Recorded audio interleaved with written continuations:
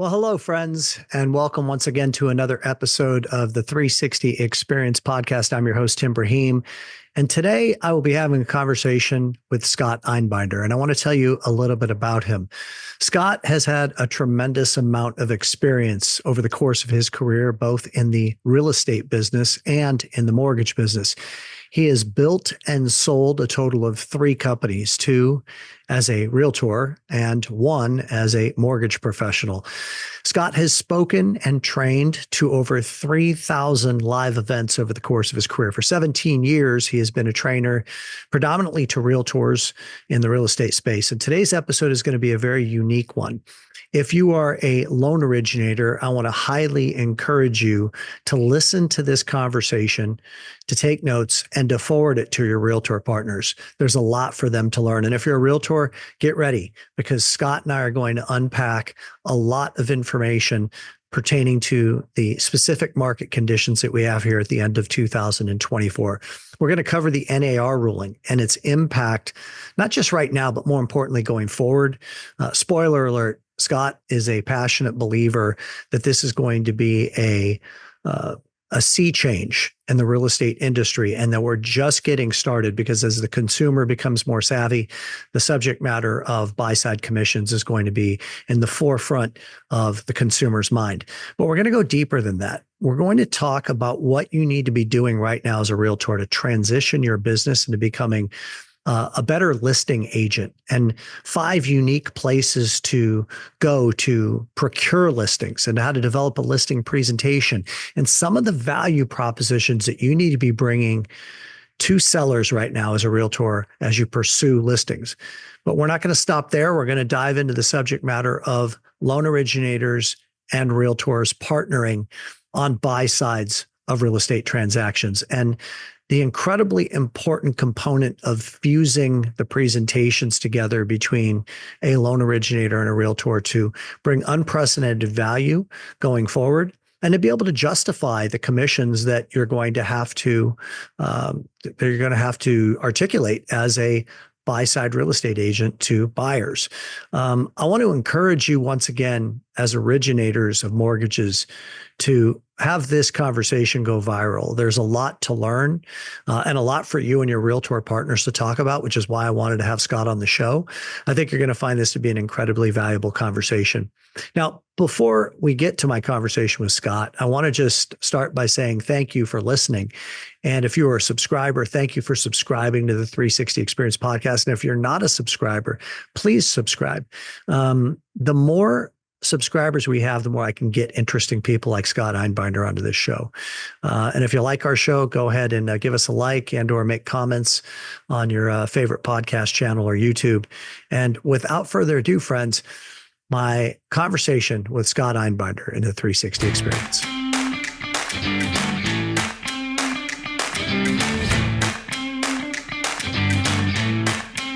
Scott, how are you, man? It's nice to see you. I'm good. Thank you. Good to see you as well. Well, I sure enjoyed our initial conversation that we had about a week ago, and getting to know you and finding out a little bit about your background. We were introduced to each other by Barry Habib, which was great and very kind of him. And I'm very much looking forward to talking about the subject matter of real estate agents and lenders, and in today's market, how they can more effectively work together, which will be, I think, the body of our conversation. But as is always the case, we're going to allow this to unfold organically and see where it goes. And maybe 2 brains put together will be better than one when it comes to brainstorming a little bit. So let's just get started with you just giving a very brief background, just at 50,000 feet, orientate the listener as to your experience in both the mortgage and real estate business and what you do now. Sure. So I got into the real estate business literally right out of high school. I got my license at 18. I was very lucky. I grew up in a family real estate business. My mom and dad had started a very new kind of real estate concept back in the day called Century 21. It was brand new. Anyway, and I kind of grew up in the business. I got my license right away, and I went really right into it. I went to college, but I jumped right into the business of executing. So I kind of gravitated to it very quickly.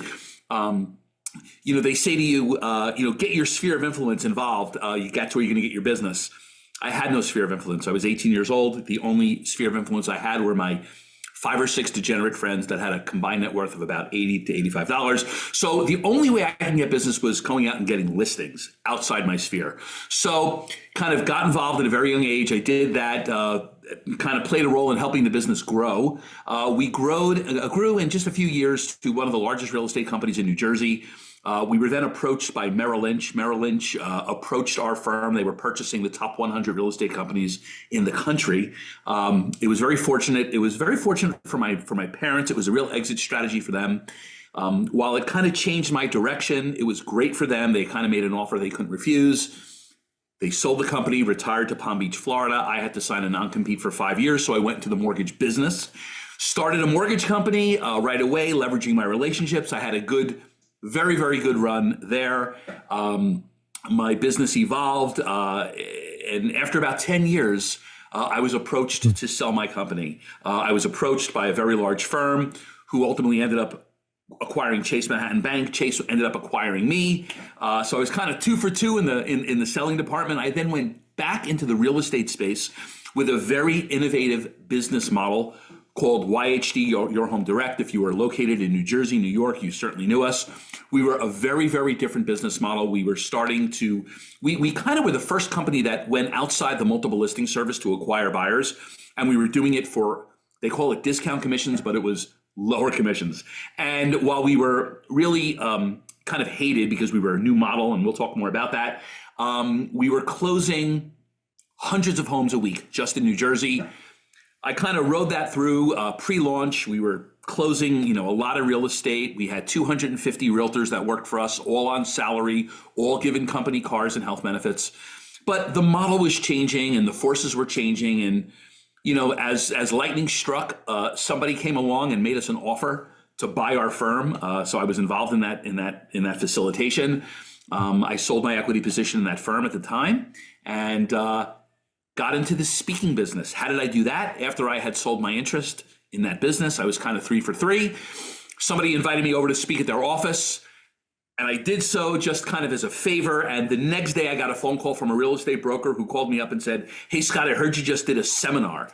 And I said, "I did?" He goes, "What do you charge for that?" I made up a number, and here I am starting my 17th year doing that. So that's my kind of Reader's Digest version, for those who know what Reader's Digest was, version of how I got into this business and what my career. So what's interesting, Tim, while a lot of people in my industry, the speaking industry, kind of never sold a house, never started a business, but yet how they were a speaker and a trainer, I kind of was the reverse. I had a kind of very fortunate and lucky career, and I kind of got into this kind of at the end, not at the beginning. So you have an orientation as to what capital gains tax looks like, it sounds like, having sold 3 businesses. Yeah, a little bit. Well, congratulations on your success. Thanks for the energy that you're bringing to this conversation right out of the gate. I mean, your enthusiasm is infectious. I love it. And I want to, so you have a lot of experience in a couple of different models, it sounds like, as it relates to the selling of real estate. So let's bring it to the present day, because you're out there, you're training real estate agents, you're doing quote unquote seminars. What are the things that you think as it relates to the selling of real estate right now? I want you to put yourself in the shoes of a realtor, which should be very easy for you to do. What are the things that realtors should be doing right now to position themselves in today's market and going forward to be successful? Right. So when we say the selling of real estate, we really need to kind of unpack that, because the selling of real estate generally had what I call 3 highways. You had the highway of being a listing agent, where you represented sellers. You had the highway of being a buyer's agent, where you represented buyers. And then you had the highway of representing both. And the real estate industry, for decades and decades and decades, really kind of was broken up into those kind of 3 different highways. You had the majority of realtors who were buyer agents, representing buyers. And you had the smaller percentage of realtors that were kind of what we call pure listing agents, who represented sellers. And then you had, a group that represented both, but the majority was on 2 sides. And the industry operated just kind of this way. And my advice, what I call pre-NAR policy change, which was this lawsuit, my advice was always to become a listing agent, because the listing agent always controlled the inventory. The listing agent always really had the most kind of flexibility in the equation. But being a listing agent was a skill set. You had to kind of sell yourself to a homeowner, get the listing, and then do your job. A buyer's agent had a different role. They were kind of interacting more with buyers. Buyers wanted to see homes. So the dichotomy of difference between listing agents and buyer's agents is different. So my advice was always to try to be a listing agent because you can ultimately have control, real control over your kind of career. But once this change of policy took effect, when the jury handed down this verdict in this Sitzer-Burnett case, and effective October 31st of last year, when the jury handed down the verdict, and in March when NAR settled this year, the industry really changed forever. And now my advice, where listings were always important, they went from important to critical.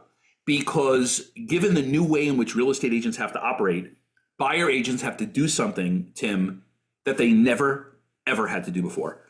They had to sell themselves to the client first and then go to work to them. Kind of how listing agents did it, right? That a buyer agent, for all the hard work they did, they never had to negotiate their own commission because in most cases, those commissions were negotiated by the listing agent who shared it. And so my advice now is while buyer agency is still here, it's changing dramatically. Consumers are getting smarter. Sellers are getting smarter. They're learning. And really all this thing is about, Tim, and you'll relate to it, it's about transparency and choice, which is something that the real estate industry did not really have for decades. Although you won't hear that from agents. Agents will say to you, consumers had choice, tons of choice. But did they really know about it? And the reality is most consumers really did not. So you have this change. And so really my advice is if you've got to refocus on being a listing agent, if you are a successful buyer's agent, now is the time to pivot. Now is the time to move in that direction. If you've never prospected for listings outside your sphere, now is the time to learn and do it, because if the buyer agency highway changes, as many think it will, and it's already changing, buyer agents are going to have a challenging time to make the same level of revenue. So that's my general macro advice. So I want to hit on a couple of things that you said. The first thing that I want to address is, the NAR settlement and subsequent aftermath is something that we're finding on our end from an origination perspective, that some agents are taking it very seriously and are very fearful. Others are taking it very seriously and are pivoting. And as I say, like in the past, real estate agents had a very fine-tuned presentation. It was called a listing presentation if you, in fact, were pursuing listings. But no buyer's agent ever had to have a presentation that justified the services that they provide and the fees associated with those services, to your point. And now what they need to be doing, I would think, is to develop a presentation of the services that they provide as a buyer's agent that justify the fees that they want to charge. But we're also finding that a lot of realtors just are saying, everything's just status quo. Like there's no real sea change here that's taking place. What do you say to that? Do you think that that's just something that's yet to come? Do you think that people, or do you think that this whole thing is overstated? I mean, it doesn't sound like you think it's overstated, but I do think that there's a subset of realtors out there that are saying, when I was actually, one other thing, I was speaking in Las Vegas at an event in June, and there were 4 CEOs of major mortgage companies on a panel that I was facilitating. And one of the CEOs, whose names I won't name, just straight out said, this is a big non-event. Everybody's making a big deal of this. It's not going to affect the industry in the ways that people say that it's going to affect the industry, and everything's going to be status quo. So this is a CEO of a very large mortgage entity. So what do you say to that? Yeah, I say that that's part of the problem. That the needle of change, as of the kind of the latter part of 2024 here, we've not seen a lot of it, although we are absolutely seeing it. And the real kind of tragedy is that you've got leadership that's reinforcing this is one big nothing burger. This is not going to change. The reality is that it absolutely is a change. But you got to remember, the motivation of a lot of leadership is they want to, kind of keep headcount, keep agents there.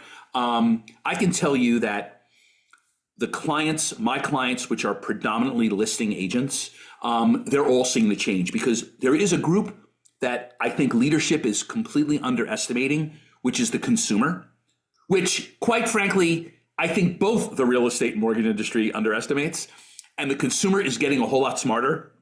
I get calls every single day from listing agents who are telling me they went on a listing appointment and the seller heard something on TV, and there's something up with commissions and they don't want to pay a commission, or they don't want me to state a commission to be offered. And these sellers are not dumb. Now, the agents that are on the right side of history are saying to the seller, yes, there is a change, and you as a seller have more choice today than ever before. You have more transparency. They're unpacking this way in which it used to be done, where this sharing of commissions was kind of, don't want to say it was forced, but it was highly recommended that you share. And if you don't share a commission with a buyer's agent, something bad's going to happen, like you're not going to sell your house for the most money, nobody's going to show it, which, by the way, all those things were actually unethical things to say, but nobody ever policed it. So, Tim, what I think is going to continue to happen is I think the consumer is going to continue to get behind it. And let's keep our eye on the ball of what this is all about. And I've said it a million times. The only thing what this thing did is bring transparency and choice to buyers and sellers, something that they never really had. I know the industry says they had it, but those of us that were in the field, in the trenches, know it wasn't really there. And that's a good thing. It's a good thing for consumers. It's a good thing for sellers. It's a good thing for buyers. And quite frankly, Tim, it's a good thing for good realtors and good loan officers, because those that get behind this will be on the front side of it. And all the ones that are kind of fighting it, saying, oh, nothing's going to change, and they're still recommending to sellers that they offer commissions because something bad will happen. That is, I don't think, the future of our business. We know that progress can't be stopped.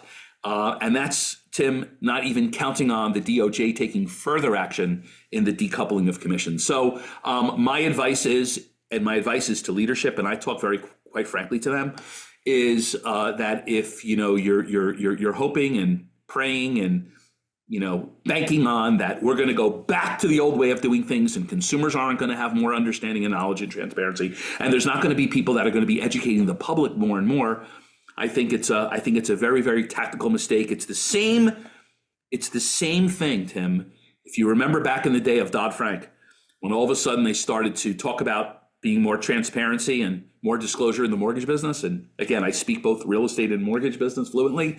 And I can't tell you how many my mortgage banker friends were panicked. Uh-oh, we're in trouble. No longer we have to disclose. Yield spread premiums have to be disclosed before they got rid of them. That's all it really was about. And you know what? As soon as they opened up the doors, all the bad ones left the business and the good ones ended up making more money. So I say it's the same thing with this. This change is good. Think about what you can do. Don't think about what you can't do. Don't think about what you used to be able to do. Be creative, use ingenuity, and that's the path of really making more money in this business. And agents are doing it now. Okay, so summary is you think that we're just in the early stages of this. It's going to take time, that there's going to be adoption. Consumers are going to become wiser. The more wise that they become, the more that this is going to take effect, and that agents need to be out front of it if they want to be successful in this business. So I have a couple of... And Tim, what I also say, and I don't mean, but this is a great opportunity to educate buyers and sellers. Now you have something to educate them on, right? Mm-hmm. You have something to educate them on, and it's a wonderful, wonderful new door that can be opened. Whether you've been in this business for 30 years or you're a brand new agent, there is a tremendous opportunity to educate. And if your colleagues won't get around it, and if your leadership won't get around it, who cares? Get your client around it. That's the one who's hiring you. That's the one who matters anyway. That's the one that you have to sell. I think that I think that's beautifully articulated. I think that the more that you can bring to a listing presentation the truth and the education associated with the changes that have taken place, the more that you have a dynamic presentation and a value-added presentation that is going to endear you as the listing agent prospect to the seller itself. I think there as a force that's working against that happening, at least initially, that I'd like your feedback on. And I have it from firsthand experience. So recently sold a house. It was a high priced home. When I approached, and now we listed in late May, right? So it was like the ruling hadn't taken effect, but we knew it was coming. And the advice that I got from my listing agent, and this is not to be said in a disparaging way, it's just the reality of what happened, is she said, I think it would be a great mistake for you to not offer 2.5% commissions to a buyer's agent, because I think that it would cause your property to not be shown as aggressively, and we want your property to be shown as aggressively as possible. I bought into that narrative. I went ahead and I paid the 2.5% to the buy side agent on a substantial price property. But it occurred to me in the aftermath of that, and this is my theory that I'd like to have you respond to, is at least in the present day, it behooves the listing agent to convince me to do that, because it makes it easier for them to sell that property that they have listed, versus if I'm not offering buy side commissions, now they have to figure out how to get a buyer and they have to work harder. What are your thoughts on that? I think you're absolutely correct. I mean, in fact, when realtors would articulate the reason to pay a buyer's agent, they would use the word incentive. And this was done in the open forum. They used to say to sellers, they still do, listen, you need to give a buyer agent an incentive to bring their buyer. Now, I'm sure you've heard that before. Yes. Now, that statement in and of itself is completely unethical. Because according to the Code of Ethics, commission should not play any role in your decision-making of where you bring buyers to. And a lot of people don't know that the lower of a commission, or quite frankly, the higher of a commission, if you bring your buyer to a property that you know does not meet their needs, but you're pushing them because you're getting a big commission, that's as wrong as not bringing a buyer because there's not enough commission for you. Commissions to play no role. But that was like the open secret, dirty little secret in the business. And that whole narrative, Tim, was actually created during a time when there was no internet. I mean, the commission structure was created when they were doing commission agreements with chisels and stone tablets. It's an archaic way. Now what do we have? We have total transparency in the market. Yet with all that transparency in the market, you still had this saying to sellers, well, if you don't offer a commission, buyers won't come, agents won't bring buyers. But wait a minute. The buyers have complete exposure to the market. If a buyer wants to see a property, and this has been my statement for a long time, they will find an agent that will. And if they don't find an agent that will bring them, they'll go right to the listing agent. So that is kind of the cold-hearted truth. And I know that there's a lot of agents that are still beating the drum to sellers saying, if you don't do it, something bad is going to happen. You're not going to get exposure. You're not going to get the most money. Well, if that were even true, then what you're really saying is realtors are totally motivated and only motivated by compensation, and they don't think of the clients first under the Code of Ethics. It's inconsistent. So as we move into a more transparent universe, and I think it's only going to become more transparent, buyers have more access to information than they've ever had before. So the value of a buyer's agent, and this is what this whole thing is about, needs to be determined by what a buyer thinks that value is. Like, it's no longer the listing agent saying, listen, pay a commission to a buyer's agent who you don't know what their experience is, you don't know what the offer is going to be. Like, when you think about it, it's kind of a crazy thing anyway. And we don't need to go through the history lesson of how it became that way. But what's the good news? That if you're a great buyer's agent and you think you're a great buyer's agent, then you've got to sell that to the very person who you're representing and who you're going to work for. And I've heard agents say to me, I'm a great buyer's agent, but nobody's going to pay me a commission. I don't know, Tim, so we're going to get into, spoiler alert here for the viewer and listener, we're going to get into some very specific things that I want to pick your brain on. You had made a comment about, like, right now, if you're a real estate agent, you don't have a lot of experience and going out and getting listings, you need to make that your goal for 2025. We're going to get into that. We're going to get into what a great buyer's agent presentation looks like, and how to highlight that. And we're even going to get into how to partner effectively with your lending partner, which I passionately believe must happen. Like for the first time, like this term of, referral partner relationship that's thrown around, it like actually needs to have some meat, some teeth to it. Like there's actually a partnership where you're working together. We're going to get into all of that. I didn't expect to get into the NAR thing, but I'm glad we did to the depth that we have. I want to hit on one more thing, and then we'll transition into some of the tactical things that realtors can be doing right now in conjunction with their lending partners to generate more business. Sure. Here's a question that I have. So if the way this is going is that listing agents are going to be king or queen, and buyers are going to be accessing listings vis-a-vis the internet, realtor.com, Zillow, et cetera. And maybe even in some cases, not having representation from a buyer's agent or a buyer's agent per the definition of how we used to look at it. So we'll have like a dual agency situation. I mean, they come in and maybe the listing agent has somebody on their team that handles the negotiations from the buyer's perspective, et cetera. Doesn't that in and of itself create a bit of a conflict of interest?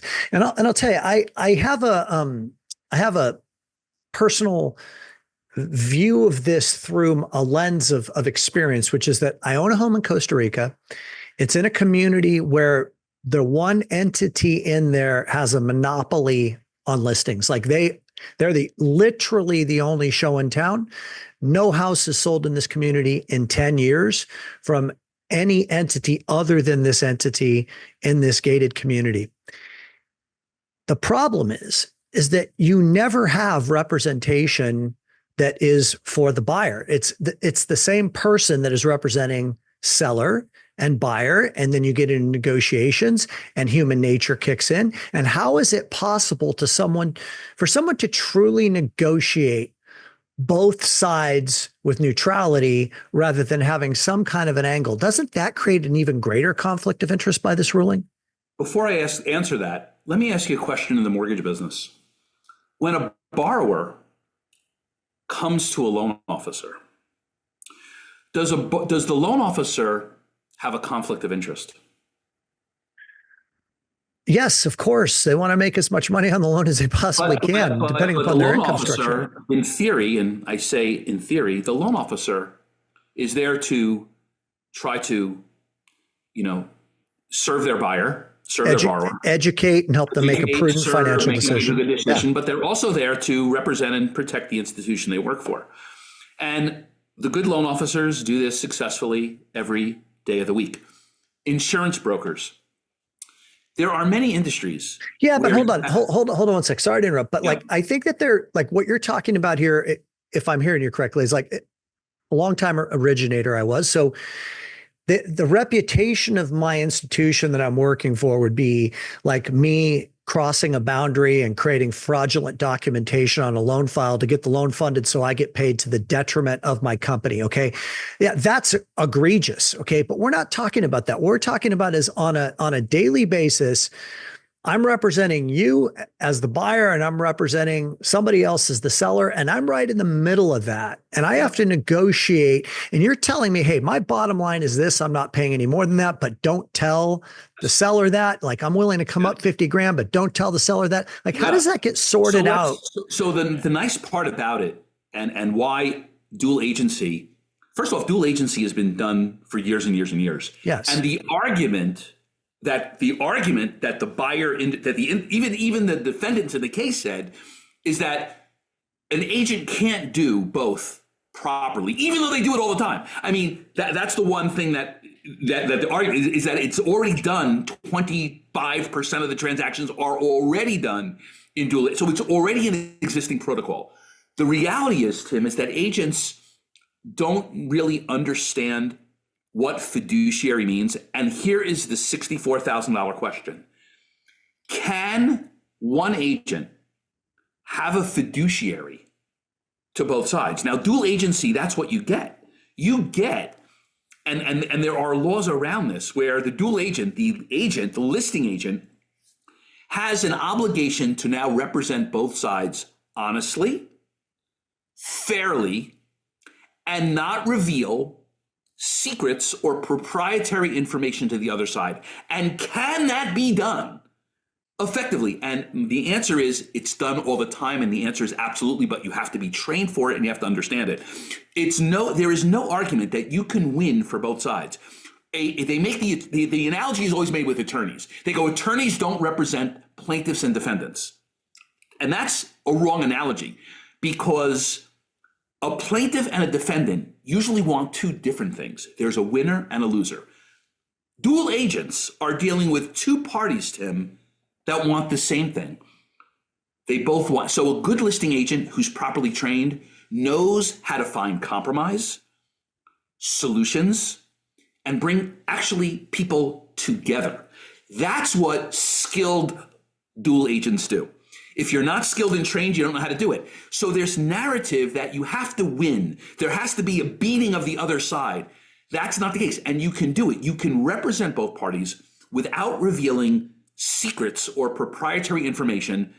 Does it require skill? Absolutely. But everything requires skill. And quite frankly, this whole thing of conflict of interest, prior to this case, I could give you 50 areas of the real estate business where there are existing conflicts of interest already that are quite frankly much worse. Conflicts of interest in the real estate business are running rampant. And so a dual agent that's properly trained and knows how to set the expectations of both parties. And by the way, when you have transparency and disclosure on your side, it only makes it even easier. Both sides can win. A seller can sell, a buyer could buy. You can have a meeting, you can have compromise, you can have solutions done, as long as it's done properly, professionally, and it's done with full kind of transparency and expectation. That's the key to why some of the agents that make the most money. Listen, why will you find agents who love dual agency? Let's talk about the benefits of it. Think about this for a second. If I'm a listing agent and there's a buyer's agent, when I have to get information about the buyer, I am reliant upon the information that comes from the buyer's agent. It all has to be interpreted. The buyer agent has to interpret it correctly and then convey it to me. I don't know. I mean, this is not necessarily a conflict of interest issue, but if I could speak to the buyer directly, speak to the loan officer directly, speak to the attorney directly, and I can have transparency, this gives much more clarity for both sides, quite frankly, on how they can navigate to a successful solution. How about in the transaction itself? The number one complaint of listing agents, you know what it is? It's buyer's agents. Buyer's agents that don't call back, don't return phone calls, don't let you know. So you kind of remove that piece from the puzzle and it makes it even a more transparent transaction. So while there's a lot of kind of perspective on, hey, this can't be done, if you're in the business and in the field, listen, you know it's already done. You know top agents already do it successfully all the time. And it's an absolute good thing. So I'm a fan of dual agency. And by the way, it's not that I'm a fan. A lot of buyers, they kind of like it too. I mean, let's face it. A lot of these buyers are younger buyers. Buyers are usually younger than sellers. A lot of buyers like going directly to the listing agent. Who knows the property better? The listing agent. Who has the relationship with the seller? So I'm not saying it's the answer, but remember, this is about consumerism. Well, I think that your point is extremely well taken. I think it is about education and training, and that listing agent being skilled enough to neutrally represent both sides in an ethical and value-driven way. So let's pivot away from the NAR. And I want to pivot away, but it's just funny when you have realtors that talk about how dual agency can't be done ethically. It's almost like you're trashing yourself. Oh, realtors aren't ethical. Wait a minute. You're in the same community. How could one half of your community not be ethical, but you're ethical? You know what I'm saying? It flies in the face of logic. Well, I don't know that it's a matter of being unethical as much as it's a matter of being human. I mean, all of us as human beings have needs for our own benefit and well-being to be taken care of. And if you're trying to put a deal together for the benefit of yours and your family's income, it can get a little bit slippery. But I think that your point is extremely well taken, Scott. Like this is where the real estate industry needs to step up the education that they provide to agents and make them even more professional than perhaps they already are. And some agents that are listening to this may say, hey, hold on a minute. I've got that down. Great. Like that. Good on you. I mean, there is some subset of the populace that is already professionally trained and highly ethical and capable of handling dual agency in the right way. But there's also another subset that might need to be, up leveled. So, and the good news is the consumer will have that choice. Yeah. Yeah. It's like day trading. It's like day trading in the stock market, right? I mean, back in the day when day trading became available and consumers were able to go directly in the Charles Schwabs of the world, you had brokers, you had stockbrokers like, oh, the consumer's going to get hurt. They're going to get all you're doing is giving consumers choice. Let consumers choose what they want. If a buyer wants a buyer's agent, the nice part about it is they'll be able to hire one and they'll be able to pay one if they think it's worth it. It's not going away. So I want to talk about a couple of different topics for the remainder of our conversation. You had made mention of the fact that realtors right now, it behooves them to become a listing agent. And I want to talk about I want you to speak to realtors right now that don't have a lot of experience in becoming a listing agent and procuring listings. And what are some specific tactical suggestions that you have as to exactly what they need to do? The second thing that I want to talk about is buyer's agents that are going to continue to represent buyers and how they can hone in on a value-driven presentation that not just substantiates the fees that they need to charge, but I think it needs to go further than that. I think it needs to go to a place to where you're not afraid of the conversation when you're asked the question, how much does it cost to work with you representing me as a buyer? And I think that's very different. I think it's almost like your presentation needs to be so valuable that you actually can't wait for that question to be asked because you have a great response that you're proud of. And I think that there's a place for the loan originator in that equation as well that I want to talk about. But let's first start with listing agents and some of the unique things that you shared with me in our initial conversation a week ago about things that you're advising realtors to do to become better listing agents and to find sources of listings that most realtors don't even think to look in those sources. Fire away. So I really focus, and my area of expertise has always been to focus on what I call, again, these opportunities outside your sphere of influence. And there's really 5 categories that I advise agents to focus on: the for sale by owner, the expired listing, the short sale, the absentee owner or landlord, and then what we call the homeowner. Those 5 buckets of business are where all your listing opportunities lie. Now, inside of those 5 buckets, you have a couple of groups. You have those who need to sell. You have those who really, really want to sell. And then you have what I call the casual seller, who will sell, but their motivation isn't high. We know that inside of those 5 buckets, there's always people who need to sell and really, really want to sell. So how do you get to them? Well, the beautiful part about it is that all those 5 categories are all in open sourced, available data ability to find. You could find them all. Even 98% of all FSBOs post somewhere online. So what does that mean? It means you have to be a proactive person and you have to have a very, very honed in skill set of how do you approach these homeowners. Now, you can't approach them in some of these antiquated ways. Like, for example, you can't approach for sale by owners with what I call the I got the buyer thing. They're hearing that from lots of other agents. You can't approach expired listings by saying, oh, I'm sure you had a bad experience last time, or why don't you think it's sold?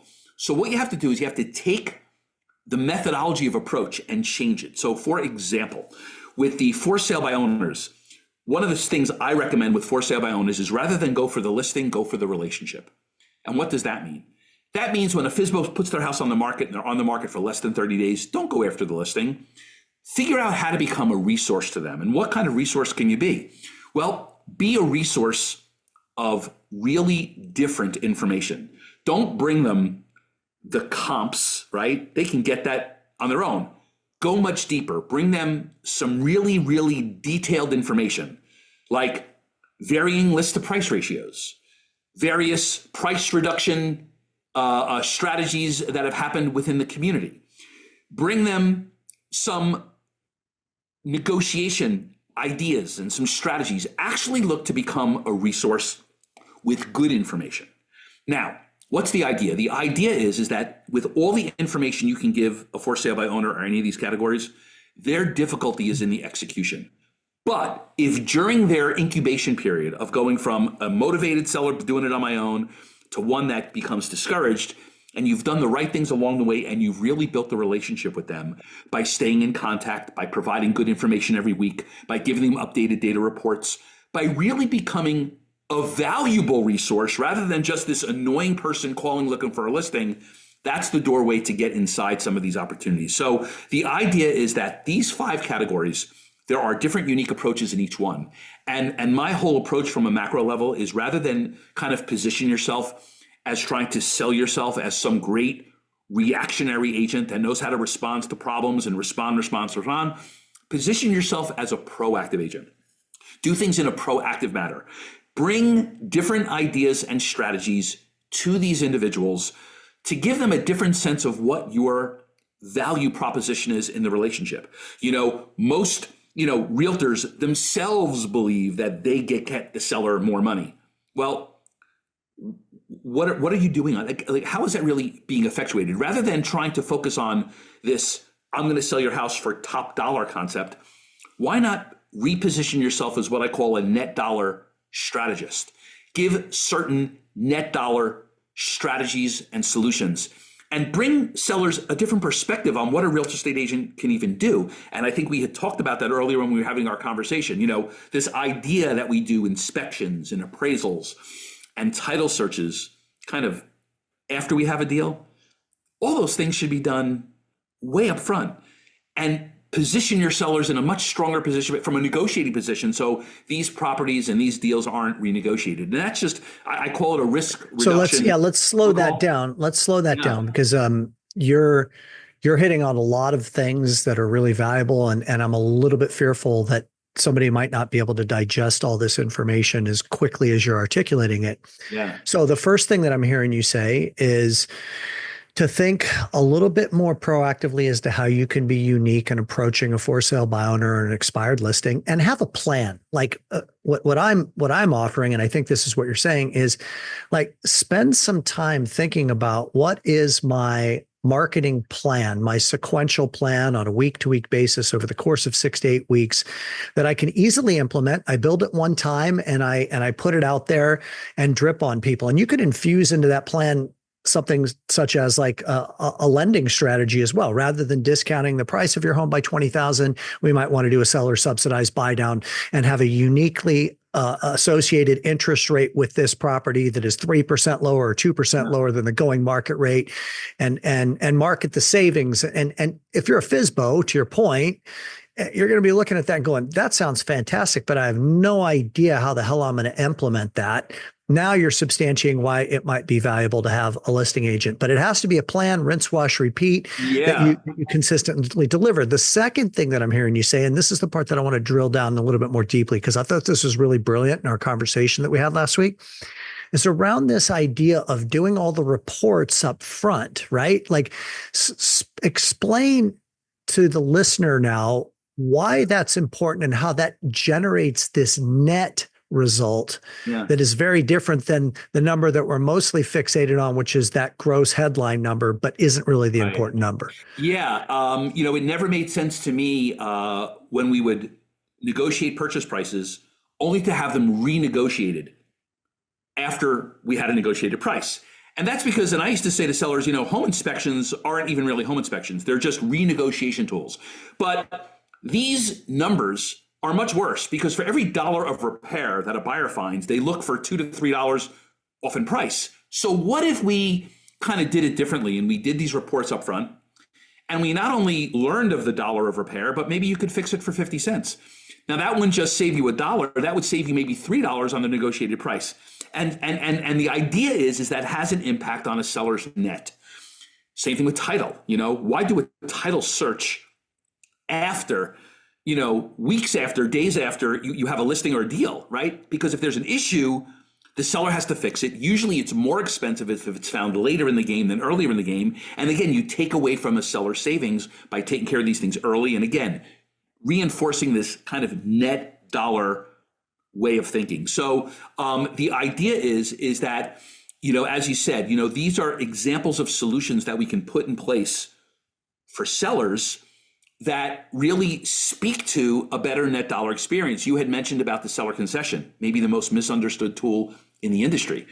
And if sellers now are going to be faced with making these decisions about money to offer, whether it's a buyer agent, well, again, this is a great door open for a financial partner to be with you at a listing appointment. Talk to a seller about if you're going to offer something. Maybe you might want to offer a buyer commission, or maybe in lieu of a buyer commission, maybe you offer a buy down on an interest rate. Now, if we're looking to attract a buyer, what might be more attractive to that buyer? Money out there to pay a realtor, or money out there that I could take and use to buy down my rate on the mortgage? That's another marketing perspective. So these are all, and we also know that if a seller offers a seller concession towards closing costs, well, that actually can mean less money out of the pocket of the seller than actually lowering the price. Because you and I know, and we want to make sure, and this is where loan officers really need to explain this well, that a dollar offered as a seller concession is much more valuable to a buyer than a dollar of price reduction, right? Because they get to realize that benefit right up front. So these are the kinds of strategies and communication. And again, we've used the word, or you use the word listing presentation or buyer presentation. I actually call it a listing education and a buyer education, because that's really what it needs to be. And there are no shortage of really kind of unique things. And some of these things, some agents and some loan officers know at a large level, but you really got to dig down into those details and make it part of not just your marketing plan, but I call it your merchandising strategy, right? Merchandising is a very different concept than marketing. It's a different concept than advertising. Merchandising is using creative solutions to really attract a consumer to want to come and touch your product. Advertising is simply the awareness. Marketing is simply the awareness. But merchandising creates an emotion in a consumer to want them to come touch and see the product. And there's no more emotional sale in the business, in any industry, than homes. Get a buyer to a home, and their whole mindset can change on their purchase decision and their negotiation decisions and their ability to want to pay more money for it. Nobody has created a helmet yet where people will buy a house online. People are buying cars online, but they still want to test drive them. And I don't think we're in a place yet where people are going to buy a home just online without seeing it. So they still have to get there. So using some of these merchandising tactics, using some of what I call these proactive solutions, and there's other proactive solutions. I mean, not only can we use this buy down as a way to improve the buyer's interest rate, but there are some other things that we can do as listing agents in conjunction even with financial partners that are really unique. Like, for example, I think we talked about the pre-approval. I've been a big advocate of not being a fan of pre-approvals because they often don't go very deep and very wide. We have this thing called LP and DU, and it's really a kind of like it's the AI version of our industry that we've had. And listing agents and buyer's agents have relied upon pre-approvals forever, but go deeper. Start bringing your loan officer into an LP or DU analysis and start doing these things up front very early. Rather than go into contract with a buyer that's pre-qualified or pre-approved, make sure that they're LP or DU vetted. And again, while nothing is a guarantee, it's a much deeper, it's much more analytical, it's much more predictive over what could or could not go bad. And those are other ways in which you can articulate to sellers about how you do business. Mr. and Mrs. Seller, I don't rely upon a pre-approval to engage in negotiations. I'm going to look for an LP or DU vetting up front. So that will kind of give me a sense of buyer quality, and that might change the direction of negotiations based upon the quality of what that LP or DU looks like.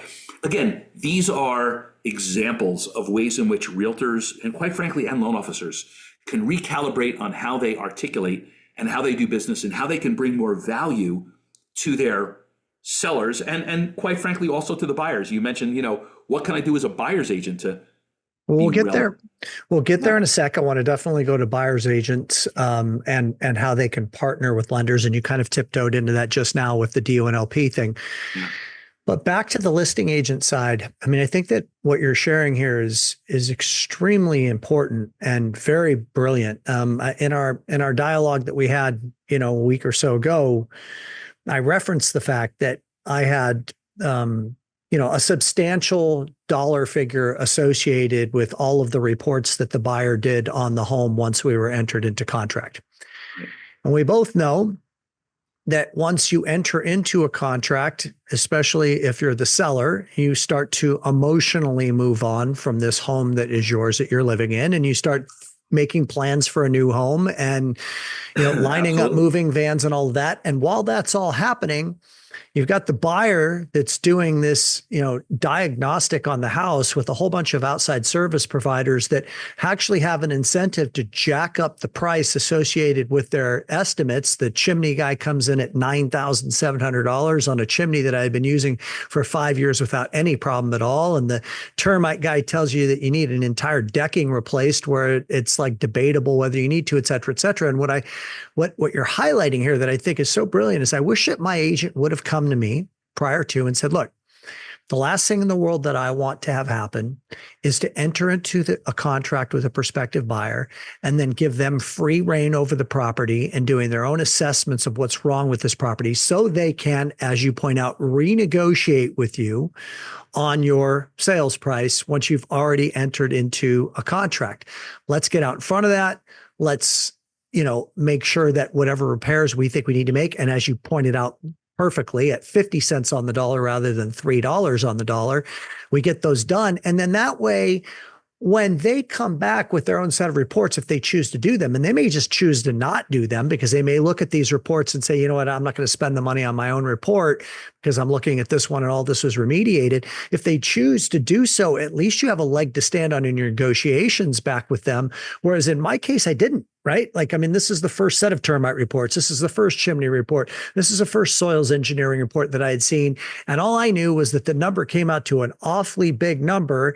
And I either had to run the risk of losing the deal or renegotiate the sales price, which is what I did, and kind of eat a large chunk of money. So, but I think that in closing, Scott, and this is what I really love about the approach that you're taking, and I want everybody to hear, is that you're breaking the norm with so many of the things that you're talking about.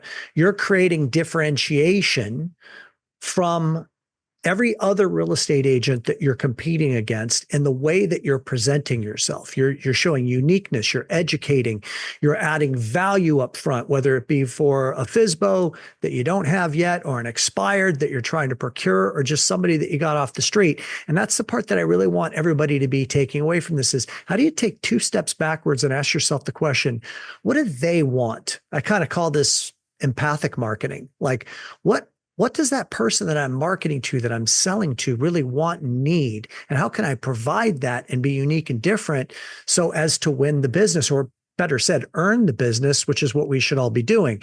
So let's move to buyer's agents as we will make this kind of the last subject matter that we talk about, and we'll let it go for as long as it needs. So buyer's agents, right? They have this situation now, as I said earlier, where they have to develop a presentation that justifies the services that they're going to be having to charge, whereas before it was an easy button. Listing agent negotiated that for you.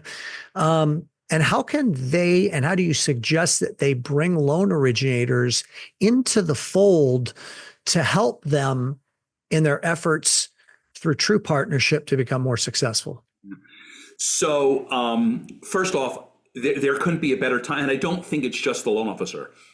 That realtors right now, in order to substantiate their commission and substantiate and again, this buyer agreement isn't just about the commission. There's an exclusivity or non-exclusivity element to it. You've got to, is the buyer hiring you for time or just one house?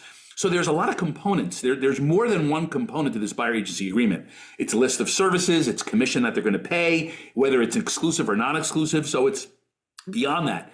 So how do you bring value into that? I call it, you have to monetize the commission, right? You have to monetize the reason to sign this thing. It's not just because you have to, even though you don't have to. But the idea is, so what are some of those things look like? So one of the guidances that I'm giving to my realtor partners is you've got to really recalibrate your relationship with the loan officer, and you've got to recalibrate your relationship with the other important third-party providers. So a buyer wants to see a home. This buyer agreement is not to be discussed on the hood of the car before you walk into the property. That the buyer interaction needs to happen days, weeks, maybe even months before they actually become a buyer, which is a new thing, right? You got to sell yourself and get yourself a client first. Now, how to do that?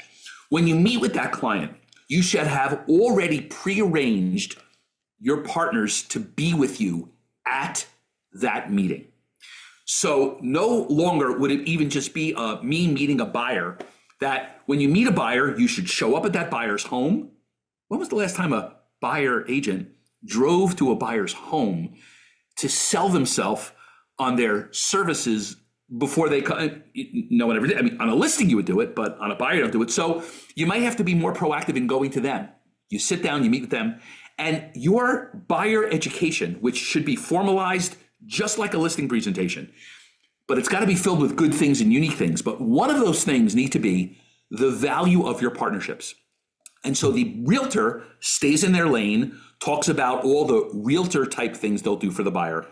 But then during the conversation, they could have it on Zoom, have it with them. I don't think physically, you don't want 10 people to show up, but have your partners be available to pop on during that presentation to share some of their value added benefits that they bring to the table. For example, the loan officer can do a quick education with the buyer on some unique things that maybe they can even talk to the buyer about the buy downs, talk to the buyer about concessions, talk to the buyer about all that maybe talk to the buyer about tiered interest rate pricing.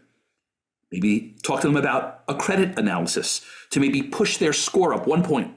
That might push them to another tier that might save them an eighth or a quarter on rate. Bring lots of value-added benefits during this presentation. Then, if you're in an attorney-driven state, have the attorney pop on and make a little 5 or 10-minute little presentation with some money-saving ideas that buyer can listen to. And then maybe bring in a home inspector that might pop in to that meeting and talk about some of their strategies that might be a financial benefit to them. And you can bring in all the relevant players actually in a live, immersive, interactive conversation that could be no longer than 1 hour, but it encompasses all the players. Now, if I'm a buyer and I'm sitting there and I'm trying to determine, should I even hire this person? It's no longer hiring the agent, you are hiring a team. And you've got to make sure your team members are well rehearsed. You've got to interview your team members. Make sure your team members are on board with you. Find out what your team members' value-added benefit are. If the only thing that your loan officer can bring to the table is, I'm going to return your phone calls. No, I don't think that's value add. I think that's value expect. If the attorney says, I'm going to fight hard for you, and that's the only thing they bring to the game, you've got to have each one of your partners with a value-added benefit that you can have them articulate. And so now this person knows that for whatever commission they're investing in you, they're getting a they can see a return or a theoretical return of what that money might look like. And that's the path to, I think, what buyer agency is going to look like. And so, again, the realtor has this opportunity to create this real immersive team environment. And I think loan officers and even all the third-party players now, if their realtor doesn't know how to do it, play a role in helping coordinate that. And the teams need to be tight. Everyone needs to be well rehearsed. Everybody needs to be ready and available. And let's face it, you might need to be available for a 10-minute pop-on call at 7:30 at night while your realtor is not going on a listing presentation, but they're going on a buyer presentation, or what I call a buyer education. You better be available to jump in to be part of that conversation. And we're doing that. And everything I say with you, these are not theories. I mean, the agents in my orbit that are succeeding in getting buyers to sign these agreements, not only sign them, but understand that if they're going to be paying or investing $10, $12, or $20,000, the buyers clearly see a return of that money. That's the path to buyer agency, and works. So I'm so happy to hear you talk about this team concept and this fused presentation, as I refer to it. I remember where I was at. I was in Salt Lake City Airport talking to our friend Barry Habib year and 3 months ago. It was October of 2023 when this all first started to become a little bit more public. And I had shared with him, I said, what I envision is eventually a fused presentation between lender, and realtor, where they're working truly as partners for the first time. Yes. You're taking it to another level, which I think is even more important, which is, the home inspection person and the closing agent, et cetera. I think that it's really important for everybody to understand that it is your job. I know what I'm about to state is going to be so simplistic and sound so obvious, but I think it gets missed a lot. It's your job to teach them what you do, to teach them how you bring value to them. I think too often times salespeople in the mortgage and real estate business take for granted that that buyer in this particular case really even knows all that you're going to do for them over the course of the next 60, 90, 120 days, however long it is they being the consumer, I think, assumes, incorrectly so, that it's just about them putting me in their car and showing me property. And I don't want to pay 3% or 2.5% to have them do that when I could just get online on my laptop while I'm eating a bowl of ice cream and do essentially the same thing and refine it down. But it's so much more than that. If a buyer's agent's really doing their job correctly, it's so much more than that. It's everything from, helping them dissect the inspection reports to, meeting people at the property during the transaction that are representing the buyer's best interest, to lining them up with the right, service providers, home warranty companies, schools, everything. But I think it's doing all that, but it's going actually deeper than that. You have to have proactive, strategic solutions in place to be a value-added benefit to them. I'll tell you a quick story, and I know we're coming to the close. I was at a meeting where I was going to be speaking, but before I spoke, the broker owner, and I'll leave names out as well, got up on stage and with his eyes bulging out of his head and veins sticking out of his neck, screaming, "You have to show your value, you have to show it," screaming, the top of his lungs. And everyone's like, whatever. So I, not even an agent in the office, I raised my hand. I go, "I got one question." He goes, "Yeah, Scott, before you come up, can you give me an example of what some of those value-added benefits are?" And he goes, "What? We're available around the clock for our clients. When something explodes, we have to respond. We are hardworking family people. We're honest, reliable." And he went through this dissertation, and I'm sitting there going, this is not value add. This is what you do. Everything you just screamed with your eyes bulging out of your head doesn't substantiate a commission. It substantiates your existence. The commission is determined by things that are going to be that I can't get from somebody else. Everything that you mentioned, you're going to get from 50 honest agents. But what is the honest agent doing that's going to impact me? What's going to make a difference to me financially? We don't know if it will make a difference, but if you don't have any ideas that you can bring to the table that might make a difference, I mean, we talked about the home inspection.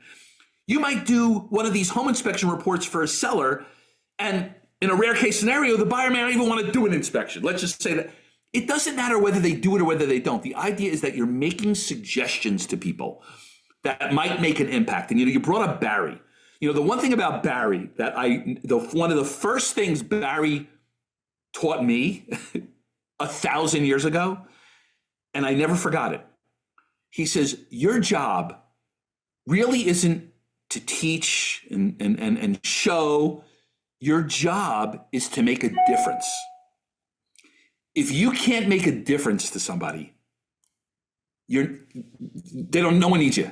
So that really is the case. I mean, these things that we mentioned, risk reduction protocols, LPDU vetting, merchandising, there's price positioning. There's lots of things I talk about that are at least positioned to make a big difference for people. We don't know if they will make a difference, but you can certainly conceptualize that it will make a difference. And I think that's what the business is becoming. If you're a buyer's agent and everything that you're doing is kind of what you're expected to do, I think that you've got a one-way ticket out.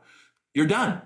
But if you can be creative and come up with these solutions, like, for example, I'll just give you a quick one. Like, for example, my clients, when they're a buyer agent, one of the things they'll offer to their buyer is what we call a tool to assess seller motivation. Well, if you're my client as a buyer, when we make an offer on a property, actually before we make the offer, we're going to run a title search on the property before we make an offer. Because if it reveals some type of negative blemish, whether it's a tax lien or a judgment or something that might be problematic, that might change the direction of our negotiations because we know that there's something there that might have a pressing need for a seller. This is public information. We're not giving away. But the idea is this is an example of something that we do as my client on all properties that we make an offer. Now, again, we might run title on that property. There might be nothing. But if you're a buyer sitting there and you're deciding, well, gosh, I'm going to pay an agent a commission, at least they're doing something that might actually benefit me. I'm getting something from this agent that I'm not hearing from others. So again, there's lots of examples like that where you can infuse this into your process. If you have a financial partner, maybe you submit no offer. No offer gets submitted unless the buyer is properly LPDU vetted. You unpack it as much as you can. And that's part of your narrative in the offer. So you're going deeper with that. Things like, lots of things like that. You can actually make the offer with a condition that upon the acceptance of the offer, my buyer will agree to lock in the rate so they don't float out of qualifying, which could happen. And one of the benefits we do with our clients when we submit an offer, we make sure that we attach a lock to it. So this way the seller has the comfort of things that the buyer can say, you know what, I'm getting something for my experience here that might result in a better financial solution. My suggestion to those of you that are listening, whether you're in the lending business or the real estate business, is to sit down and to really think in a critical way as to what are all the things that I can bring to my presentation process that are unique, that are valuable, that are out of the box. Appraisal gap strategies, all kinds of things that you can be loading into your toolkit, and then develop a presentation around that. Scott, you've been brilliant. I want everyone to know how they can get a hold of you. And we're going to put your contact information in the show notes on the podcast, but maybe you can also tell us how to go about reaching out to you if somebody has an interest in working with you. So again, I kind of have this general kind of moniker, I call it the Scott Einbinder effect. Sounds very narcissistic, and it probably is. But you can go to the scotteinbindereffect.com and kind of see my website. I do kind of a lot of great things. Obviously, I'm on Instagram and TikTok and all those services that will probably be banned sometime soon.